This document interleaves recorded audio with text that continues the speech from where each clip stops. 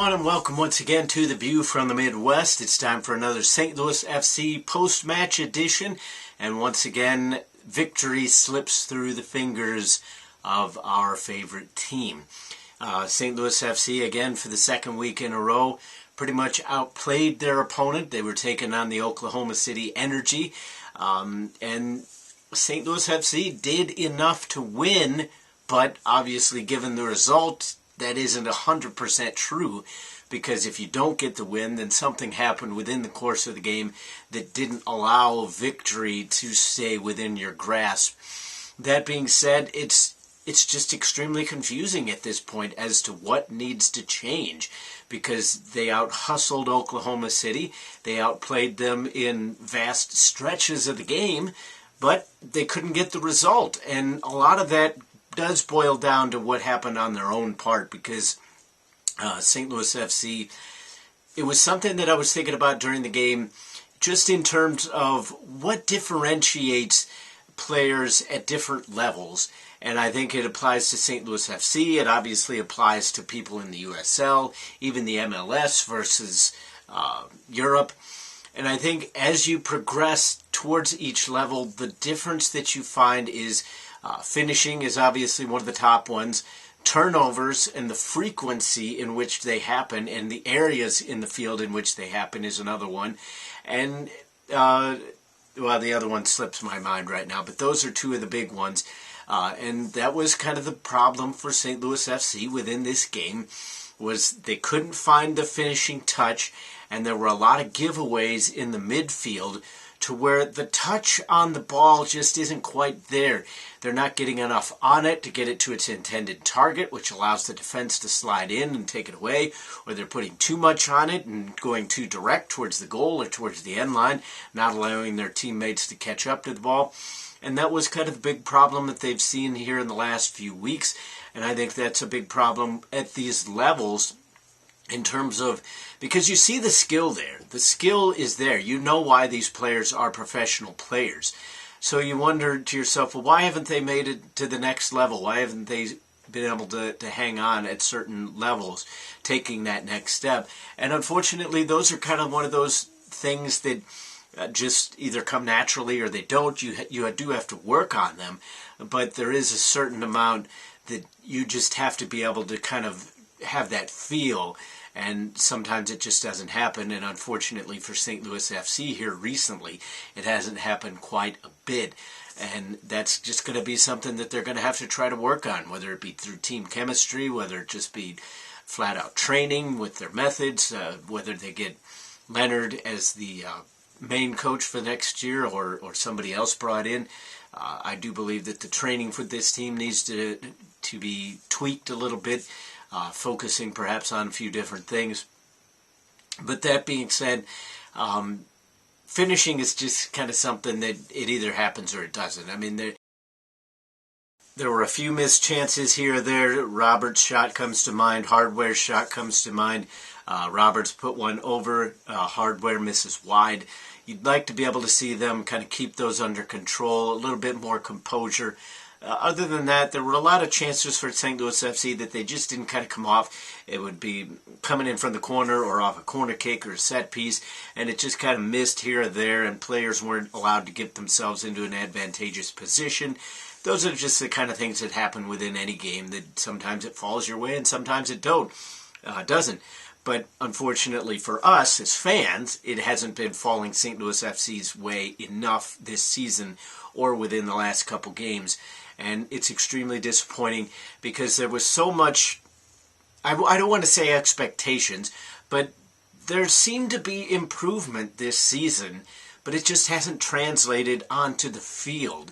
Last season, I mean, there was obviously the huge build-up, the team's first year, inaugural season, all that, the U.S. Open Cup run. You didn't get that this season. You know, a lot of disappointments kind of sprinkled here and there, and it's been kind of a disappointing season, and there's 4 matches left in the year. I don't believe St. Louis FC is officially mathematically eliminated yet, but again, I kind of mentioned it in last week's video. So many teams in front of them that you basically have to win out. They didn't. So it's basically over, unfortunately, for St. Louis FC. Now, I hope that the players, and I would like to think as the professionals, they will not do this. But once you kind of know that your season is over, you can either go one of two ways. And some people say, well, this is how you play anyway. But I don't necessarily think that's true. But when you know it's officially over, you either just pack in the towel and say, hey, well, maybe next year, and that's it. Or you can keep playing and say, hey, we're going to be the spoilers. We're going to try to take away as many points from other teams as we can and build on that, trying to roll that over into next season. Hopefully we see a little bit more of that if St. Louis FC is officially done with the postseason.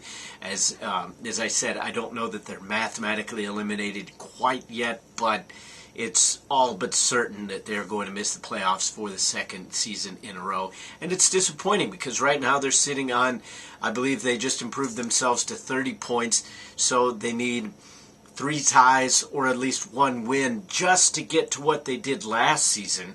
And they had that stagnant stretch in the middle of the season that really kind of cost them.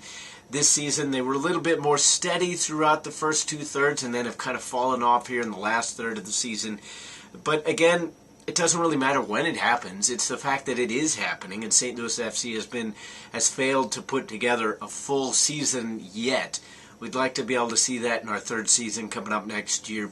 Hopefully the team makes the improvements necessary. And again, that's why I'm not in that kind of position. I don't know specifically what they do need, because you look at the individual pieces, and there were players last year that I didn't necessarily like, and some of them weren't brought back. Brian Gall comes to mind. An extremely talented person, but he didn't seem to fit in with the team at all in terms of what he brought to the table. And he just seemed to have this kind of attitude. I'm not in the locker room. I don't deal with the players on an interactive basis. But the way that he portrayed himself on the field, he seemed to have this kind of chip on his shoulder, like, oh, I came from the MLS. I need to be getting more playing time. I need to be put in more offensive positions. It just didn't seem to fit. They got rid of him. There's nobody on this year's team necessarily that I can see being like that, to where it's like, well, I really hope that they're not back next year. But there still needs to be that continuous looking at the off-season roster, trying to build on things, see what you can improve on. If you can bring in a new player, I mean, bringing in Irvin Herrera was an extremely smart move. Hopefully St. Louis FC can hold on to him going into next season and definitely get him rolling towards the end of the season as well once he comes back from the international break. That being said, it's been an extremely disappointing year for St. Louis FC. It's not over. As I said, 4 games still left. Only one of those games is at home, unfortunately. That one will come in a couple weeks. There's a game coming up on Monday, which is Labor Day, against Cincinnati. That one should be pretty interesting. St. Louis FC had pretty good showing at home against Cincinnati, so hopefully they can carry that over onto the road. But once again, a disappointing result. 3 points were snatched away, still holding on to 1. But again, just it's going to be a little too late if St. Louis FC is trying to pull off some sort of miracle here at the end of the season. But we can only hope that they will at least attempt to put their best foot forward for the last few games and at least give us something to build on towards next year. That is the view from the Midwest. I want to give a special shout out to Patrick Duty's parents. My wife met them. They were sitting next to us in our seats. And that was a good time, being able to talk to them and kind of see their reactions throughout the game. They're very vocal in support of both the team and their son, obviously, so that was pretty special. And so that's 2 parents down now, 2 sets of parents down now. We've met Patrick Study's parents. We've met Sam Fink's mom, as well as her then-fiance, now husband. So anybody else's parents, you want to come sit next to us, we'll have a good time out there at the games and supporting the team. That is the view from the Midwest. What are your views on the topics? What did you think of the game? What do you think about the rest of the season for St. Louis FC? Let me know in the comments section, whether you're on Facebook, YouTube, whatever. I'd like to keep the conversation going. But until the next time, I'll see you then.